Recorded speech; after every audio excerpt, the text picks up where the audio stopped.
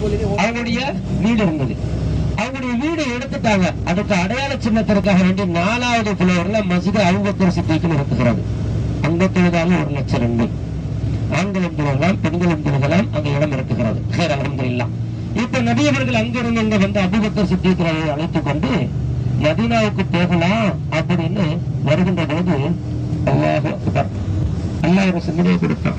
கூடியவன் அபூஜஹலிடத்திலே செல்கிறான். அபூஜஹலே, இந்த குகைக்குள் தான் முகமது இருக்கிறார் என்று சொன்ன பொழுது அபூஜஹல் சொல்லுகிறான், இந்த குகைக்குள்ள இன்னைக்கு போகிறா முகமது போனாரு. போகணும்னா ஏதாவது அடையாளங்கள் ஏதாவது இருக்கணும். ஒரு அடையாளமே இல்லையோ, எப்படிடா நுழைய முடியும் அப்படின்னு இப்படியும் வாக்குவாதம் நடந்து கொண்டு பேசிக் கொண்டிருக்கிறார்கள். பேசிக் கொண்டிருக்கக்கூடிய இந்த சவுண்டு உள்ளே இருக்கக்கூடிய நபியவர்களுக்கும் அபூபக்கர் சித்திக் அவர்களுக்கும் காதில் விழுகிறது. இப்ப நபியவர்கள் அங்கிருந்து வந்து அபூபக்கர் சித்திகளை அழைத்துக் கொண்டு மதீனாவுக்கு போகலாம் அப்படின்னு வருகின்ற போது அல்லாஹ் அக்பர், அல்லாஹ் ஒரு சிந்தனையை கொடுத்தான்.